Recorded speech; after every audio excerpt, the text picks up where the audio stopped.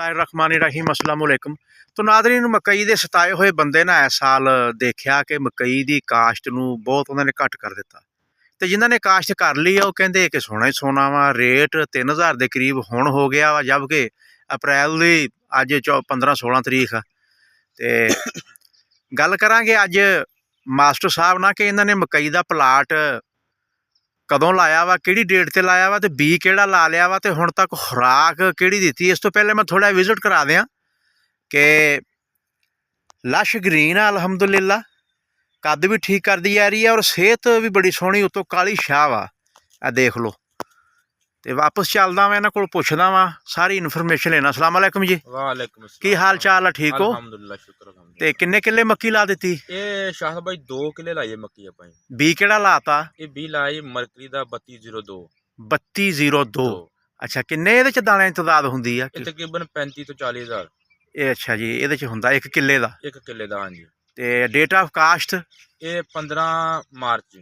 15 March. ਹਾਂਜੀ। ਤੇ ਅੱਜ ਮਤਲਬ ਸਮਝ ਲਓ ਕਿ 14-15 ਅਪ੍ਰੈਲ ਆ। 1 ਮਹੀਨਾ ਹੀ ਹੋ ਗਿਆ ਲਗਭਗ। 30 ਦਿਨ ਹੋ ਹਾਂਜੀ, ਗਏ ਆ। 30 ਦਿਨ ਹੋ ਗਏ। ਤੇ ਬੜੀ ਲਸ਼ ਗ੍ਰੀਨ ਆ। ਤੇ ਕੀ ਰਾਜ ਆ, ਕੀ ਦਿੱਤਾ, ਕਿਹੜੀ ਖੁਰਾਕ ਦੇ ਦਿੱਤੀ? ਪਹਿਲੇ ਤਾਂ ਮੇਰਾ ਇਰਾਦਾ ਨਹੀਂ ਸੀ ਲਾਉਂਦਾ ਇਹਨੂੰ ਬਿਲਕੁਲ। ਜਿਸ ਤਰ੍ਹਾਂ ਮਕਈ ਦੀ ਸੂਰਤ ਹਾਲ ਤੁਸੀਂ ਵੇਖਦੇ ਪਏ ਸੀਗੇ, ਬੰਦੇ ਗੈਰ ਸੰਜੀਦਾ ਸੀਗੇ ਤੇ ਮਕਈ ਦਾ ਰੇਟ ਬਹੁਤ ਕਮ ਸੀਗਾ ਵੀ ਇਹਨੂੰ ਨਾ ਹੀ ਲਾਇਆ ਜਾਵੇ ਜੀ।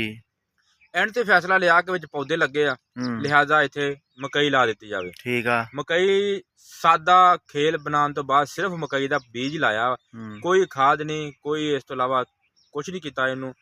ਤਕਰੀਬਨ 1 ਹਫ਼ਤੇ ਬਾਅਦ ਪਹਿਲੇ ਚੋਏ ਤੇ ਯਾਨੀ ਆਪ ਤੁਸੀਂ ਇਹ ਕਹਿ ਲਓ ਕਿ VV ਮੈਕਸ 1061 ਇੱਕ ਇਹਨਾਂ ਦੀ ਹੈਗੀ ਆ ਇਹ ਪ੍ਰੋਡਕਟ, ਤੇ ਉਹ ਪਾਈ ਆ। ਉਸ ਤੋਂ ਬਾਅਦ ਨਾਲ 1 ਬੋਰੀ ਯੂਰੀਆ ਔਰ 10 ਕਿਲੋ ਜਿਹੜਾ ਹੈਗਾ ਵਾ ਉਹ 6 ਤੋਂ 7 ਕਿਲੋ ਜਿਹੜਾ ਸੀ ਨਾ ਉਹ ਜ਼ਿੰਕ ਨਾਲ ਫਲੱਡ ਕੀਤਾ।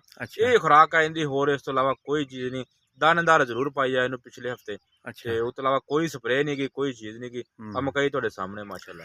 ਅੱਛਾ, ਇੱਕ ਹੋਰ ਚੀਜ਼ ਦੇਖੀ ਆ, ਜਦੋਂ ਇਹਦੀ ਬਹੁਤ ਜ਼ਿਆਦਾ ਕੇਅਰ ਕਰੀਏ ਨਾ ਫਸਲ ਦੀ, ਫਿਰ ਉਹ ਬੰਦਾ ਨਾ ਉਹ ਸੋਚਦਾ ਯਾਰ ਮੈਂ ਇੰਨੀ ਕੇਅਰ ਕੀਤੀ ਜਾਂਦਾ, ਇਹ ਗਰੋਥ ਫੇਰ ਨਹੀਂ ਕਰਦੀ। ਤਕਰੀਬਨ ਮੈਂ 15 ਦਿਨ ਬਾਅਦ ਮੈਂ ਇਹਨੂੰ ਵਿਜ਼ਿਟ ਕੀਤਾ। 15 ਦਿਨਾਂ ਬਾਅਦ ਆਇਆ, ਮੈਂ ਕਿਹਾ ਵੇਖਦੇ ਆ ਕੀ ਕੀਤਾ ਅੱਜ। ਅੱਛਾ। ਤੇ ਮੈਂ ਦੇਖਿਆ ਮਾਸ਼ਾਅੱਲਾ ਫਸਲ ਦਾ ਸਾਰੀ ਦਾ ਵਿਜ਼ਿਟ ਕੀਤਾ ਵਾ। ਫਸਲ ਸੋਹਣੀ ਆ, ਅੱਛਾ ਵਾ। ਤੇ ਉਮੀਦ ਹੈ ਇਨਸ਼ਾਅੱਲਾ ਤਾਲਾ ਜਿਸ ਤਰ੍ਹਾਂ ਮੌਸਮ ਸਾਜ਼ਗਾਰ ਆ ਨਾ, ਅਗਰ ਮੌਸਮ ਇਦਾਂ ਦਾ ਹੀ ਰਿਹਾ ਤੇ ਇਨਸ਼ਾਅੱਲਾ ਤਾਲਾ 100 ਮਣ ਦੇ ਕਰੀਬ ਵੀ ਜਾਏਗੀ। ਹਾਲਾਂਕਿ ਜਿਸ ਸਾਲ 2-2 DAP ਪਾਈ ਦੀਆਂ ਉਦੋਂ ਫਸਲ ਇਦਾਂ ਨਹੀਂ ਹੁੰਦੀ, ਤੇ ਇਸ ਦਫਾ ਪਾਇਆ ਵੀ ਗਰੀਬੀ ਨੂੰ ਕੁਛ ਨਹੀਂ ਗਾ ਤੇ ਫਸਲ ਵੇਖ ਲਓ। ਫਸਲ ਸੋਹਣੀ ਆ। ਲਓ ਜੀ ਨਾਜ਼ਰੀਨ, ਮਕਈ ਦਾ ਰੇਟ ਅੱਛਾ ਵਾ, ਇਨਸ਼ਾਅੱਲਾ ਮਜ਼ੀਦ ਬਿਹਤਰ ਹੋ ਜਾਣਾ ਵਾ। ਮੇ ਵੀ ਹੋ ਸਕਦਾ ਹੈ 40-4500 ਤੇ ਵੀ ਚਲਾ ਜਾਵੇ, ਤੇ ਜਿਨ੍ਹਾਂ ਨੇ ਲਾਈ ਹੋਈ ਆ ਤੇ ਉਹ ਬਿਹਤਰ ਰਹਿ ਜਾਣਗੇ। ਲਓ ਜੀ, ਗੱਲ ਦਾ ਲੁੱਬੇ ਲਬਾਬ ਇਹ ਆ ਕਿ ਕਮ ਖਰਚ ਬਾਲਾ ਨਸ਼ੀ ਫਸਲ ਮਾਸ਼ਾਅੱਲਾ ਖੜੀ ਆ, ਤੇ ਥੋੜੇ ਖਰਚੇ ਨਾਲ ਹੀ ਅੱਛੀ ਤਿਆਰ ਕਰ ਲਈ। ਅੱਲਾਹ ਤਾਲਾ ਇਹਦੇ 'ਚ ਬਰਕਤ ਪਾਵੇ।